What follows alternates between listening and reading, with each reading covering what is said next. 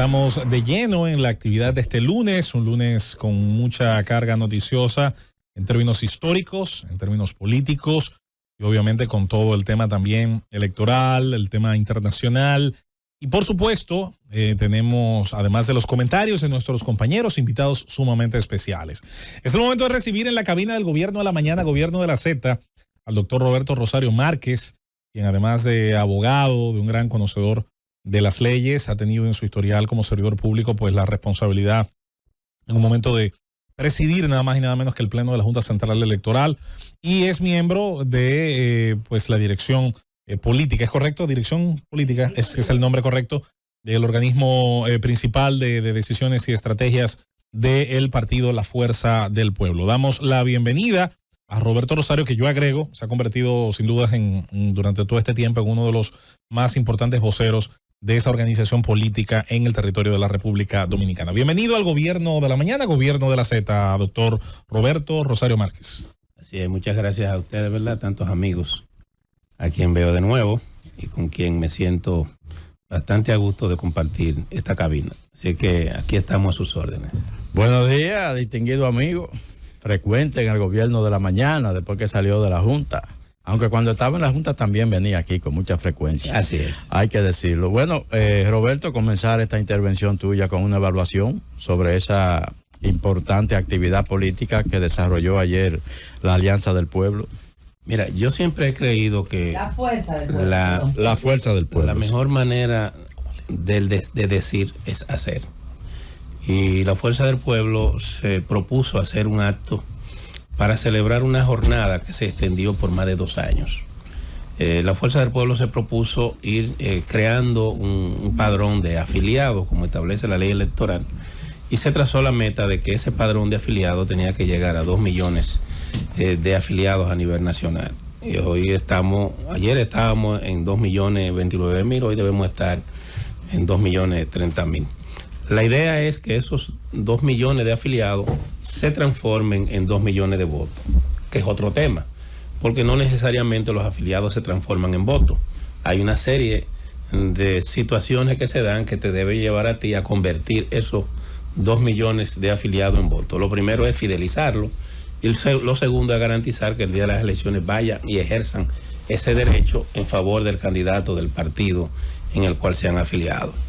En el caso específico de la Fuerza del Pueblo, no se trató de una jornada de 2 meses o 3 meses, sino que casi todos los domingos, todos los fines de semana, nosotros lo utilizábamos para hacer lo que antes llamábamos esfuerzo concentrado, le seguimos llamando así, para visitar los hogares dominicanos y vender a cada uno de los ciudadanos que visitábamos lo que es la oferta política de la Fuerza del Pueblo y lo que es la propuesta de gobierno que nosotros pretendemos presentar. Y en ese sentido logramos ir acumulando. Nos sirvió para 2 cosas. Primero, para crear una estructura nacional que ya la tenemos desde en todos los parajes, secciones, distritos, municipios y provincias. Y nos sirvió también para ampliar nuestra base electoral. Un partido para ganar una elección necesita 2 cosas: tener la simpatía y tener la estructura que le permita ganar, y por último tener los recursos que hagan posible que ese proceso se dé. Ningún partido que no tenga estructura y que no tenga simpatía obtiene recursos. Una y otra cosa van de la mano. Cuando usted es un partido pequeño, recibe pequeñas porciones de los contribuyentes para que pueda participar. Cuando usted es un partido fuerte, recibe una mayor contribución. La Fuerza del Pueblo hoy está en condiciones reales de poder competir por la dirección del Estado. Yo te diría que 2 millones de afiliados representa aproximadamente el 40% de los concurrentes en el proceso electoral. ¿Por qué? Bueno, en las elecciones próximas se está hablando de un padrón de 8.100.000 ciudadanos. Se prevé que va a votar un 75, quizá un 80%. Eso significa que 2 millones de electores representa el 40%. En las elecciones del año 2020, la votación, que teníamos un padrón de 7.539.000 y tuvimos un padrón de concurrentes de 4.163.000, que representó un 63% del universo de concurrencia electoral en ese momento. Eso a su vez se tradujo en que tuvimos un gobierno de mayoría respecto de una minoría que ejerció el derecho a la votación, porque apenas representó realmente el 25% del padrón de electores que tenía. Ahora en esta elección no ocurrirá así.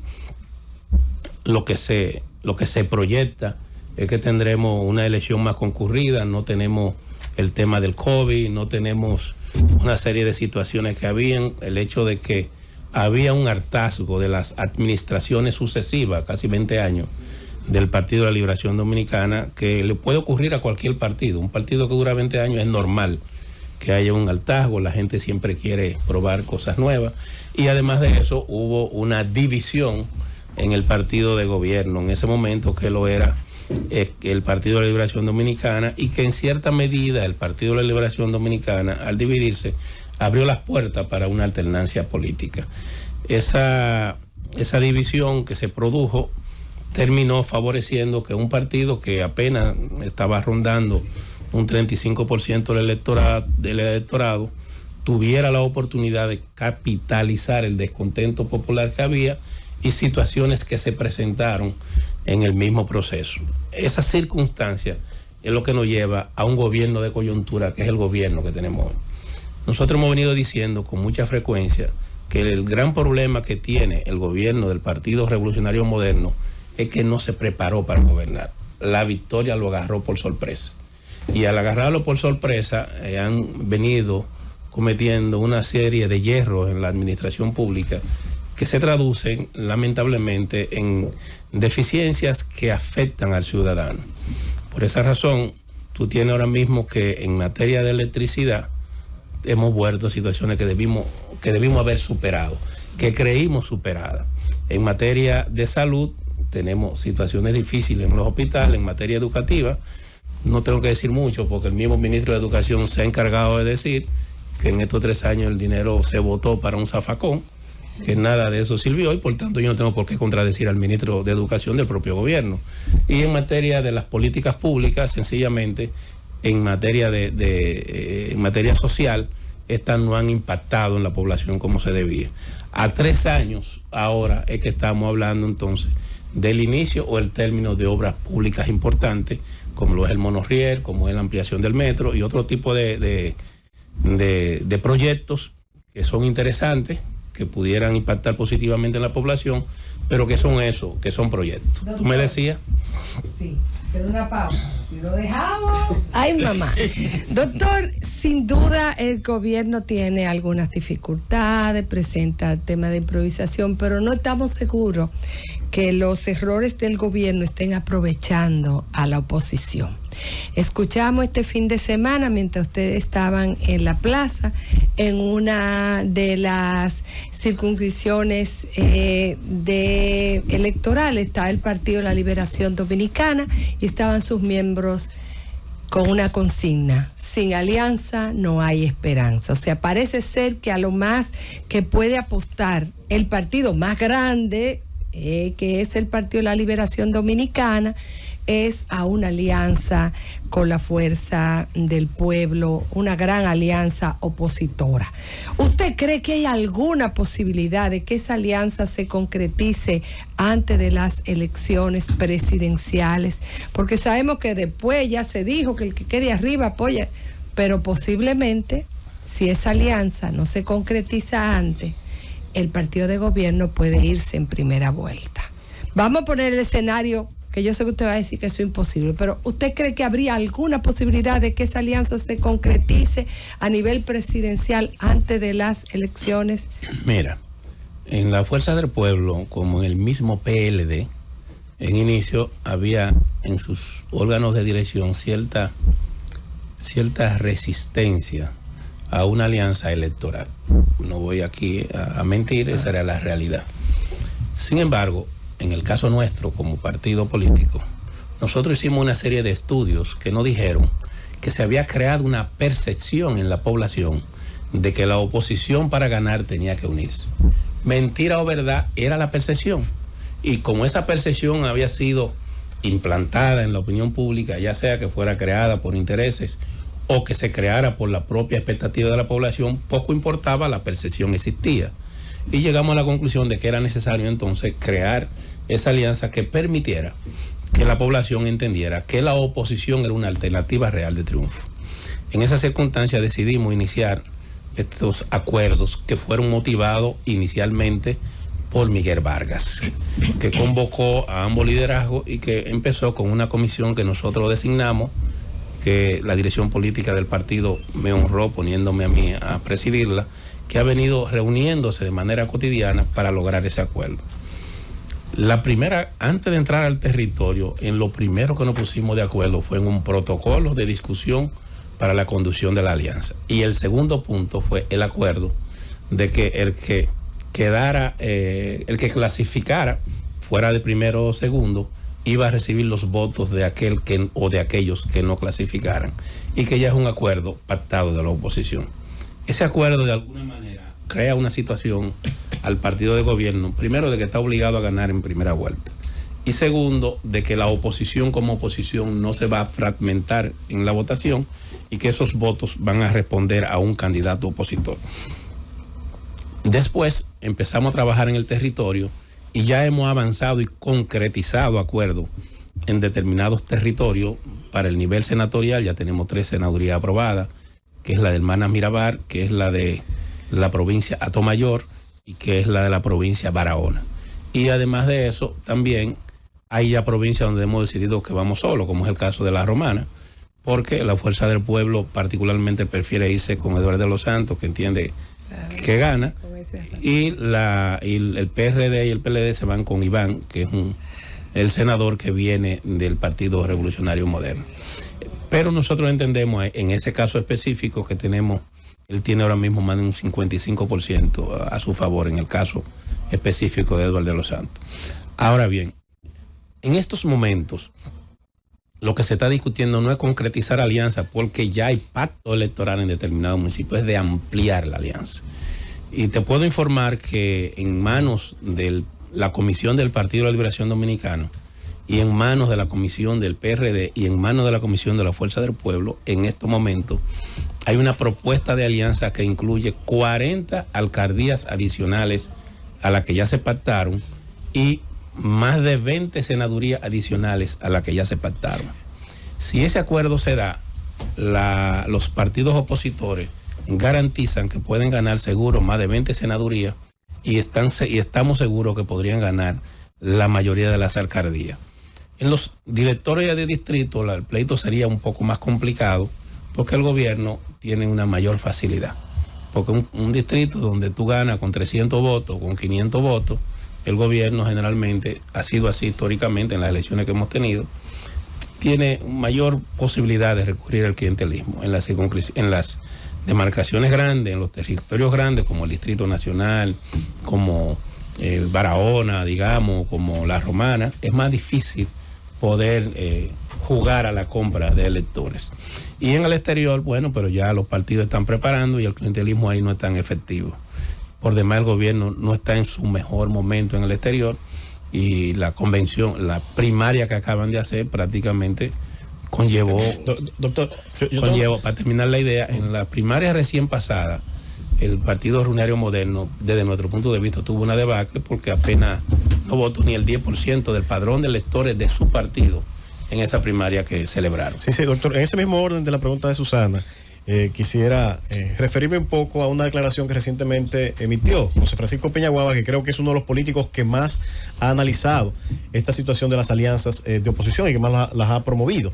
Entonces él decía que esta alianza se ha convertido en cosmética porque los espacios políticos de mayor cantidad de votantes, que usted los conoce, el Gran Santo Domingo, Distrito Nacional, Santiago de los Caballeros, las grandes plazas políticas, en ellas no se había concretado acuerdos que efectivamente pudieran hacer realista que esa alianza pudiera permitir un triunfo electoral de alguna de esas fuerzas políticas de oposición.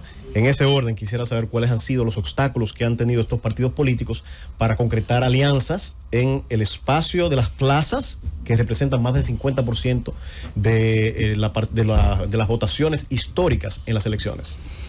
Se está trabajando en eso, tal como se anunció en la primera ocasión que se dio una rueda de prensa en un hotel de la ciudad. se informó que esto va por fase y que la primera fase fue la que se anunció. En la fase actual ya hay grandes demarcaciones involucradas.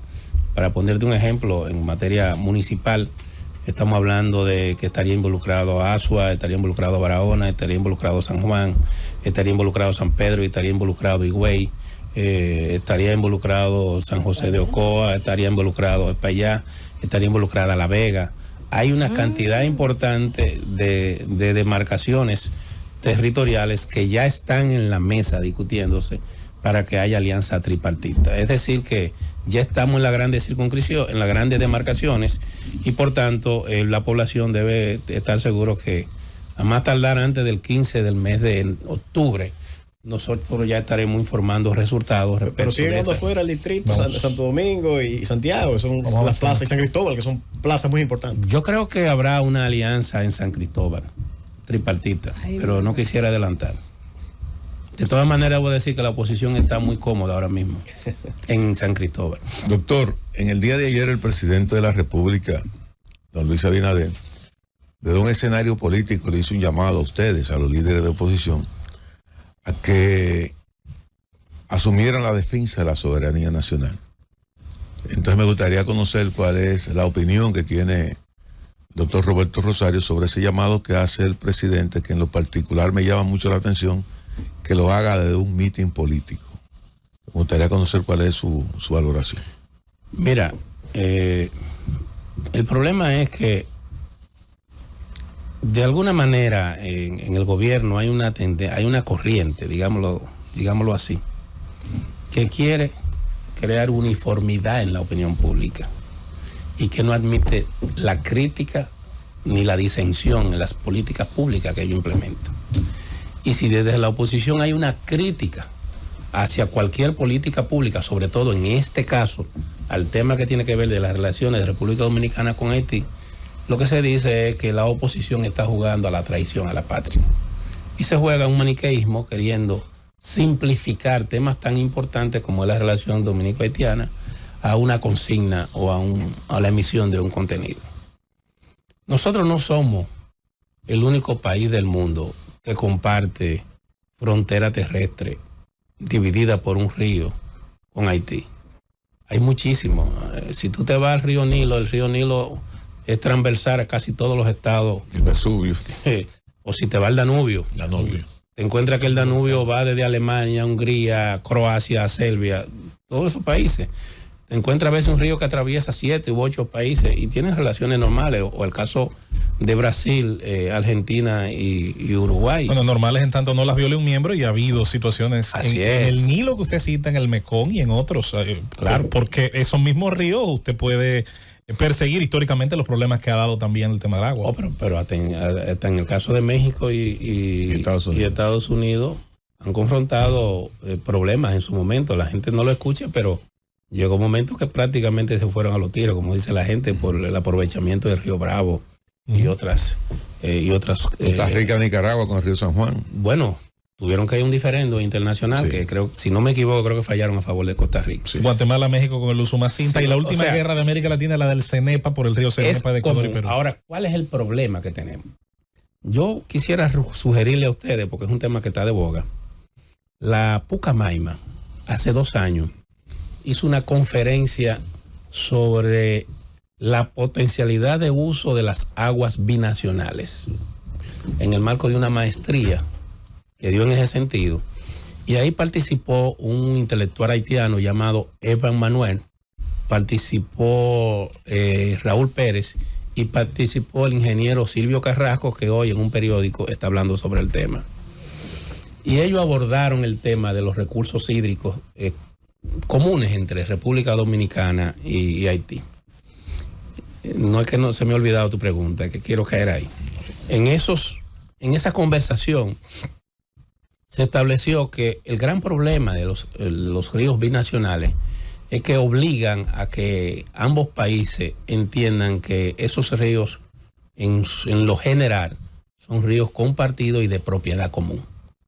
En el caso específico del Masacre, no es completamente común porque solo es una porción del Masacre que pasa por Haití, pero esa porción implica que en el cauce de ese río no puede ser desviado ni puede ser conducido hacia otro lugar.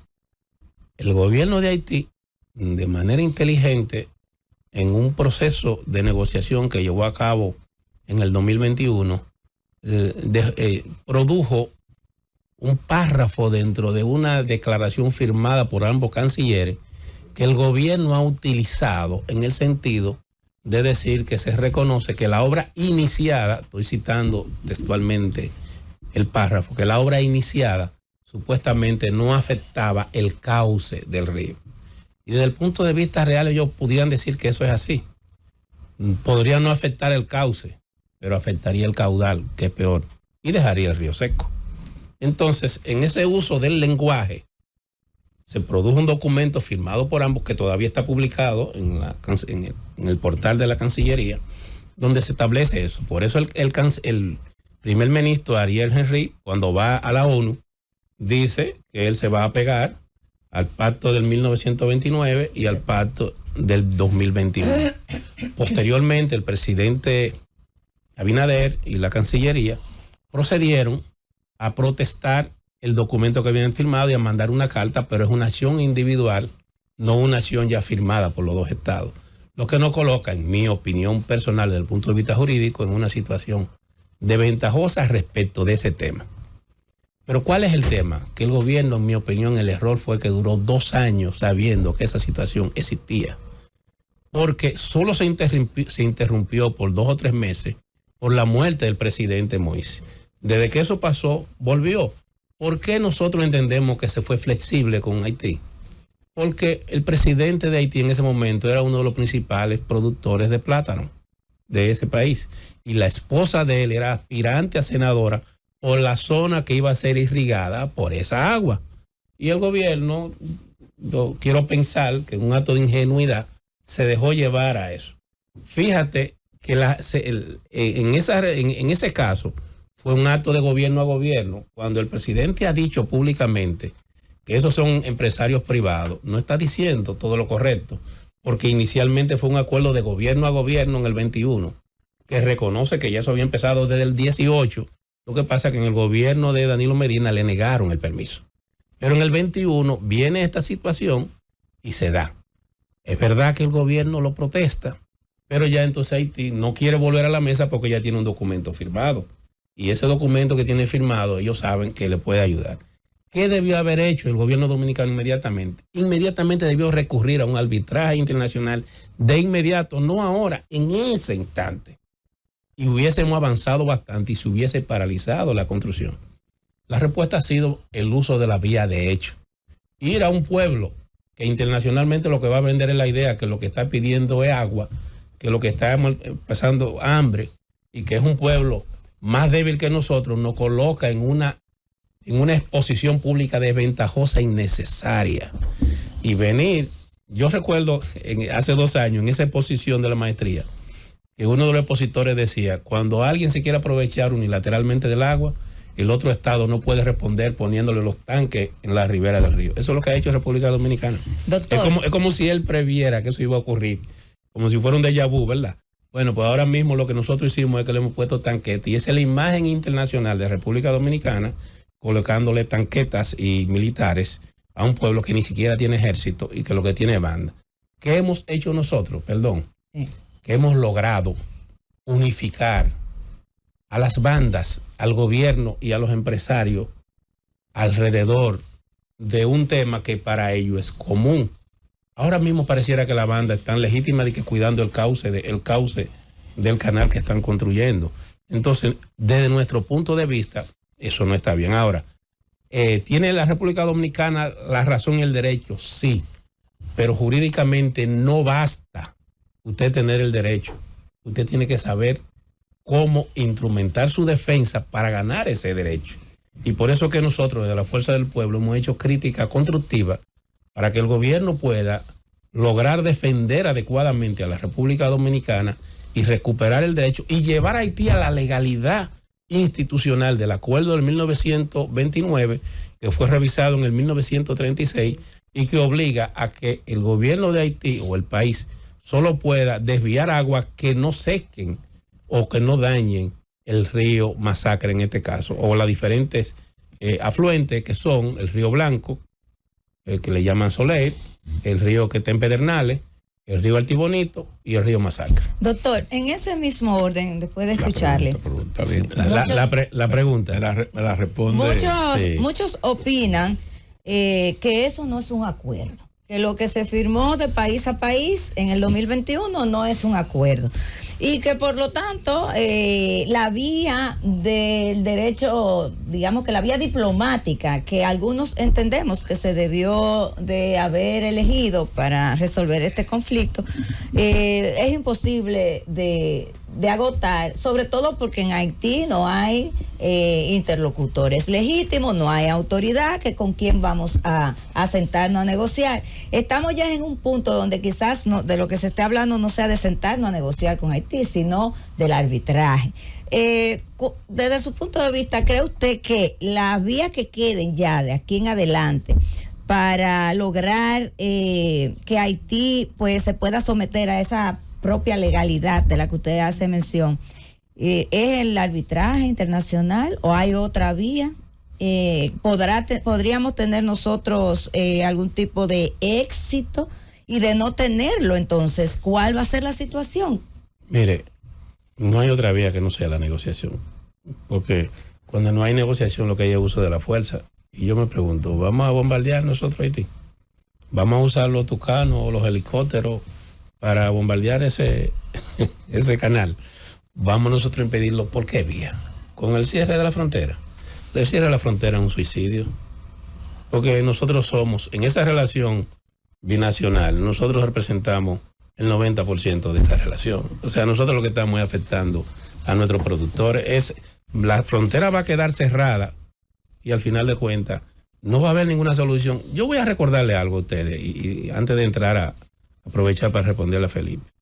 En el año 1991 al año 1994, las Naciones Unidas embargó a Haití como consecuencia del derrocamiento de Jean Bertrand Aristide. Ustedes recuerdan, ¿verdad? No, fue después. Una invasión, 93. Una ocupación de los Estados Unidos.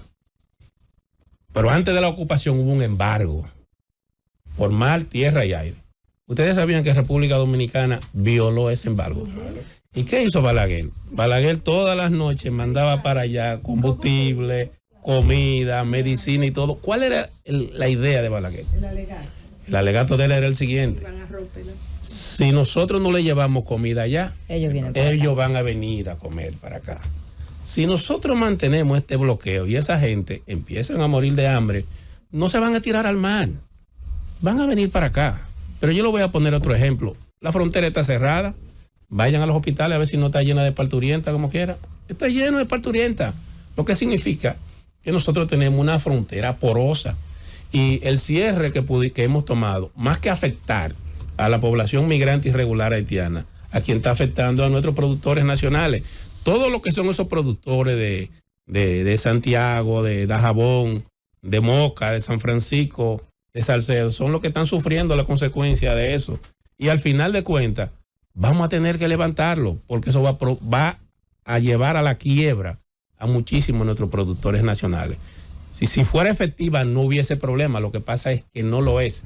Mira, yo vi en el periódico El Listín, vi un reportaje de un nacional haitiano que él decía que él va y viene todos los días a Haití, él entra y cruza todos los días a Haití para trabajar.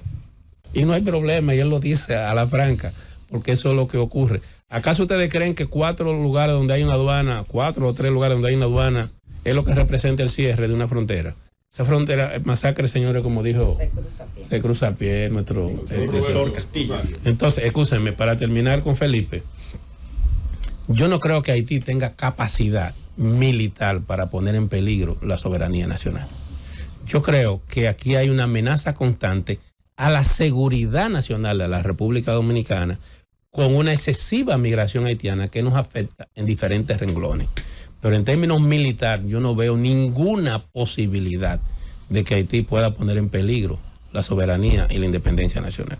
Precisamente por eso, el doctor Rosario, me extraña de un patriota como usted que se oponga a a que los militares se desplieguen en la frontera cuando ya hace un año, fruto de esa inestabilidad que le faltó a incluir lo de las bandas. Oye, gente armada ahora mismo de los no es un problema militar. Yo entiendo que la seguridad con este clima inestable cada cierto tiempo, y se cumple un año precisamente de ese despliegue con tanquetas en la frontera. Entiendo que se justifica en ese sentido y no es cuestión de bombardearlo ni abusarlo, sino que demostrar ante la comunidad internacional que si ellos no intervienen, bueno, pues nosotros tenemos que resguardarnos nuestra soberanía, no solo hídrica, sino también hasta forestal y de todo lo que tiene que ver con la invasión que promueven unas bandas haitianas que han querido pasar aquí a hacer hechos criminales. Pero mi pregunta va en el sentido del diálogo. Ya el presidente invita nuevamente al diálogo. Usted sabe que el año pasado, en noviembre, hubo una mesa de diálogo de los partidos, estaba la Fuerza del Pueblo, el PLD. El 2 de marzo veo aquí, que dice don Charlie Mariotti, que no van a perder su tiempo en el gran pacto de nación convocado por el presidente y se fueron, no asistieron el 2 de marzo, porque la responsabilidad de la política exterior es del Poder Ejecutivo. Luego el PLD, la Fuerza del Pueblo, el 7 de marzo también abandona ese diálogo y el PRD. ¿No entiende usted propicio el momento para retomar ese diálogo, para buscar una posición en conjunto con todos estos temas a nivel de partidos? Porque es un asunto político. Mira, el problema es que nosotros vemos que el gobierno no cumple lo que pacta. El gobierno ha pedido credibilidad en el cumplimiento de lo pactado. Te voy a poner 2 ejemplos. Aquí hubo un pacto eléctrico que firmó el país completo. Ese pacto eléctrico establecía que había que cumplir obligatoriamente con 3 componentes. Eficientizar el servicio, no necesariamente en ese mismo orden, eficientizar el servicio, disminuir la pérdida y el gasto, básicamente reducirlo en lo que son los gastos superfluos. Ninguno lo ha cumplido. Al contrario, hay más pérdida, hay menos eficiencia y el gasto se ha duplicado o triplicado. Es decir, hay una violación fragante al pacto eléctrico. Y eso no tengo yo que discutirlo, eso lo admiten las propias autoridades. Aquí se firmó un pacto educativo. El pacto educativo tampoco se ha cumplido. Entonces tú tienes un gobierno que no cumple lo que pacta. Tú me dirás, bueno, que este es un caso mayor. El problema es que la oposición se dio cuenta que el gobierno empezó a manejar el tema con un criterio político electoral. Cada vez que el gobierno tenía una situación, convocaba una reunión, a veces para no decir nada. Y entonces la primera plana era los partidos de oposición en el Palacio con el gobierno para discutir un tema sin que se produjeran hechos reales que condujeran a que hubiese una política pública que nos comprometiera a todo para resolver el problema haitiano. En mi humilde opinión, el lugar ideal para que nosotros logremos unificar el país es el Congreso de la República. Y en el Congreso de la República el gobierno ha hecho todo lo contrario de lo que dice de diálogo y pacto. En medio de esta discusión, te voy a poner un ejemplo, a ver. En medio de esta discusión, el senador del Partido Revolucionario Moderno de Atomayor acaba de introducir un proyecto de ley que tiene los mismos términos de la ley de trata. En el medio de este problema de hace 10 días, donde está planteando una serie de medidas dirigidas a prácticamente regularizar y darle la condición o calidad de refugiado a todo irregular que entre, víctima de la trata, víctima de la violencia. Tú me dirás, bueno, lo ubica en el concepto mujer, pero también incluye a sus hijos. Es decir, ¿cómo tú en medio de una situación como esta vas a introducir esa situación? Pero por demás, lo que representan la política exterior del gobierno, desde nuestro punto de vista, no tienen condiciones ni credibilidad para dirigir este proceso, porque han demostrado fehacientemente que apuestan por una agenda que no es la agenda nacional, empezando por su canciller. Si el presidente quiere que eso se produzca, debe empezar por cambiar el equipo que tiene a la dirección del Estado, como es el caso de Roberto Álvarez y como es el caso de una serie de funcionarios que responden desde antes de llegar al gobierno, que responden a una agenda que no es la agenda de la República Dominicana. Doctor Rosario. Entonces, sí, para concluir, ese diálogo debe ser primero abonado con hechos que permitan que nosotros entendamos que no se nos quiere utilizar, sino que realmente queremos ir a los temas de fondo. Mire, léanse hoy las declaraciones de Silvio Cabral. Silvio Carrasco es asesor en materia hídrica del presidente Luis Abinader. Y búsquense un excelente técnico. Búsquense la propuesta de él en esa conferencia de la maestría sobre la potencialidad del uso del agua que dio la Pucamaima, donde él plantea cómo correctamente, por lo menos a mí me convenció, se pueden utilizar para ambas naciones los recursos hídricos comunes que tenemos Haití y República Dominicana. Sí, de hace de días pasados, aquí la tenemos, la conferencia que usted señala de Silvio Carrasco. Sí la hemos visto, pero saliéndonos un poco de este tema. Muy buena conferencia. Y yéndonos a lo político, estuve leyendo sus declaraciones, pero la voy a releer a sugerencia suya, doctor. Ustedes ayer tuvieron una manifestación partidista que, según expresaron, es la primera concurrencia política que tiene esa organización ya en estos 3 años, porque anteriormente ustedes la habían denominado como actividades sociales. Presentan o quieren o van a presentar 2 millones de afiliados a la Fuerza del Pueblo, cuando el PRM también ha presentado un padrón de 3 millones y bueno, el PLD tiene también un padrón aproximado de 2 millones. Ustedes ayer expresaron que ganarían en primera vuelta las elecciones de mayo. ¿Cómo pudieran hacerlo frente a un PRM que tiene 3 millones de afiliados? ¿Cómo valora usted esta diferencia? Los 3 millones de afiliados del Partido Revolucionario Moderno salieron del sombrero de los magos, porque lo hicieron en 3 meses.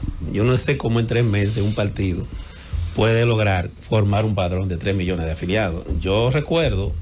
¿Eso de meritar esos números? No, yo lo que recuerdo que hace como 4 meses el PRM anunció que iba a empezar una campaña de afiliación.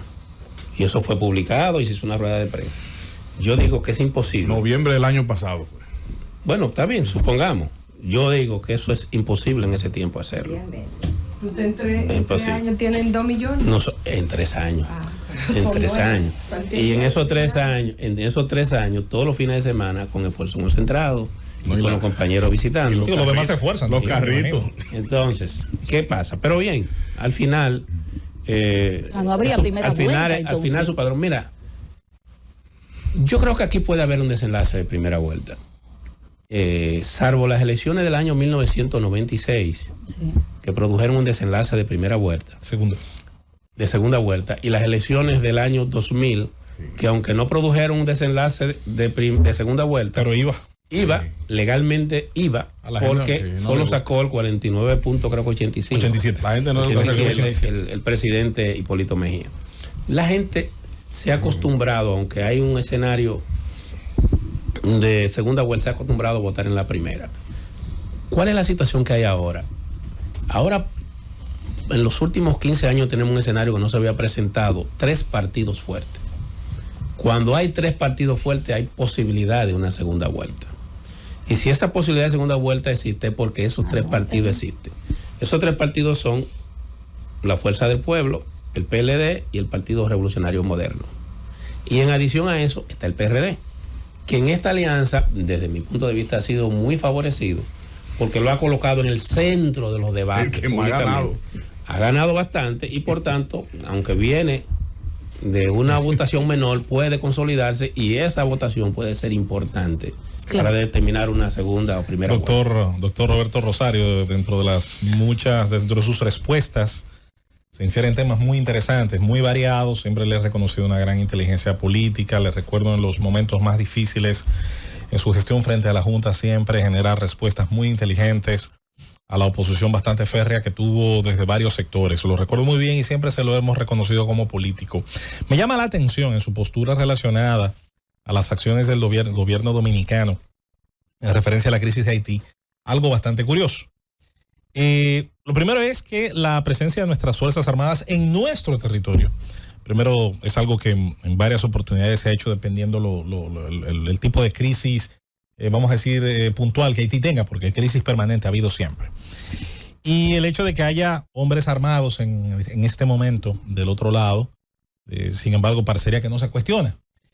El otro elemento es que usted mismo dice, y yo creo que tiene toda la razón, en cuanto a que un enemigo externo tiende a unificar actores internos. En Haití ha ocurrido, usted mencionaba las bandas, mencionaba a los políticos, incluso el propio ministro Ariel Henry termina subiéndose en esa ola ni tonto ni perezoso, buscando una legitimidad popular que no tiene. y la busca. Sin embargo, me resulta curioso que eso al mismo tiempo entonces demuestra cierta inmadurez del lado dominicano, porque parecería entonces que los actores políticos haitianos han encontrado un mínimo punto de avenencia que aquí aparentemente se hace difícil, o por la coyuntura electoral, o porque hay quien entiende que tal vez del fracaso de lo que pueda ocurrir con el Estado dominicano teniendo este gobierno al frente pudiera obtenerse ganancia política, y es lo que algún sector de la población también pudiera terminar interpretando, de que se está defendiendo colocarnos en una posición genuflexa aparentemente porque se entiende que esto le hace daño a Luis Abinader, el candidato, y no tanto hacia el Estado dominicano. ¿Esa postura usted entiende que pudiera hacerle daño a los partidos de oposición? Mira, si me permite, primero quiero agradecer el criterio, si se le pudiera llamar el elogio, el comentario que hace sobre mí. Es una realidad, es un cumplido. De verdad, usted es un político inteligente. Te lo agradezco. Si tú me permites, quiero agarrar algo que Isis, que yo lo dejé en el aire.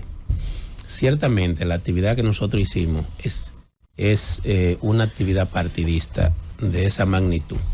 Hasta ahora, actividades partidistas, me recuerdo yo que se hizo en el año 2016, creo que el PRM, o por lo menos, en ese tiempo era PRD. Ya en el 16 era PRM, ya en el 16 era PRM. Sí, es verdad. Sí. El PRM, llegué a ver al presidente y a su esposa encabezando manifestaciones ahí. Después vi la del 2020 que hizo la Marcha Verde. Que hizo la Marcha Verde, o el grupo de ciudadanos, que ahí había de todo el mundo, sí, concurrió ahí. Y por tanto, esta es la primera actividad partidista convocada. He visto mucha gente que ha empezado a cuestionar y criticar. Yo diría lo siguiente, que no es su caso, pero quiero aprovechar su pregunta. Por favor. Los que critican deben hacer una. No está prohibido. Eso es sencillo. Eso es sencillo. Si no está prohibido, el que crea que fue poca gente tiene la oportunidad. Pero no hay, doctor, ahí no. Tiene la oportunidad histórica. Es que no hay sitio, no hay otro sitio de esa dimensión. Si no tiene la oportunidad histórica de demostrar que puede ser una más grande que nosotros y problemas resueltos. Exacto. Le dimos la oportunidad de ponerlo en ridículo, pero que vayan y la hagan. Ay, a ver. Porque es muy cómodo decirlo en la radio y en los medios, que convoquen y se expongan a hacer una actividad como esa. Bueno, mira, yo no creo, esas bandas no son un ejército regular. Esas bandas son grupos armados, como la hay aquí, lo que pasa es que allá son más visibles, por una fragilidad institucional. El gobierno dominicano ha dicho, incluso lo ha dicho el presidente, que Haití es un estado ingobernable, y hasta saliendo de boca nuestra no luce bien diplomáticamente. Fíjese que a Ariel Henry es recibido en la ONU como el presidente legal de ese país y le hace un discurso a todas las naciones del mundo. Nosotros en Haití, es verdad que ahora mismo hay una descomposición social y hay una desestructuralización del Estado, pero nosotros no podemos llevar a la frágil institucionalidad que existe en Haití a que perezca. Ahí mismo, doctor. Porque necesitamos a alguien con quien hablar. Y aunque sea débil, él es. Que agradeció a todo el mundo, menos a la República Dominicana. Así es. En el discurso. Es increíble. Como todos los haitianos, ingratos. Pero mira, Joe Biden, y disculpen. Con nosotros siempre han sido Biden ingratos. tampoco lo hizo. Biden mencionó al presidente de Kenia y no hizo esa referencia. Pero oye, a ver lo que te quiero decir. ¿Qué pasa? Esa frágil institucionalidad que existe en Haití, nosotros debemos cuidarla. Porque a nosotros nos conviene, que aunque él sea débil, nos conviene que él se mantenga. Todas las situaciones que estamos creando, al final lo que tienden es a desestabilizar más Haití y posiblemente a derrocar a Ariel Henry, y eso es peligroso. Porque entonces, en la ausencia de él, ¿quién estará? Yo creo, mira, si tú vas ahora mismo y Colombia viene y le pone la tanqueta a Venezuela, ¿qué va a decir Venezuela? Me está declarando una guerra. O si Venezuela lo hace también. Yo creo que nosotros pudimos tener protección de eso sin hacer ese aparataje, señores. En los pueblos fronterizos se veían ese desfile, óigame. Para barbecue. Óigame, ese desfile de ese convoy con esos helicópteros rasantes. Eso no está bien. Pero el aparataje del otro lado sí. Pero que del otro lado no hay aparataje. Lo que hay es un grupo de bandas que están alrededor, que no es verdad. Están predicando la Biblia. No. Óyeme, déjame aclarar algo para que estemos claros en esto. Yo no creo que a nadie se le pueda ocurrir pensar que yo soy pro haitiano.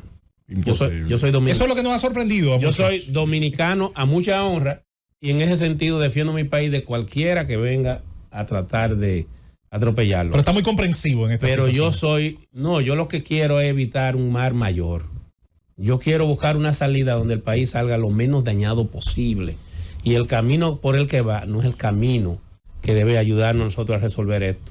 ¿Tú sabes qué es lo que a mí me preocupa? Que hoy es con el río Masacre, mañana va a ser con el Altibonito. Por lo tanto, Mañana va a ser entonces. Cuando empecemos Si la nosotros no forzamos a través de los mecanismos legales e institucionales al gobierno haitiano, a esa frágil institucionalidad que representa Ariel Henry, a la misma que firmó en el 2021, si no lo forzamos a sentarse, ya sea a un diálogo o a un arbitraje, y discutir todo el tema hídrico compartido, no nada más el de la masacre, definir de manera definitiva todas las políticas que vamos a implementar para el tema hídrico, vamos a seguir teniendo ese problema.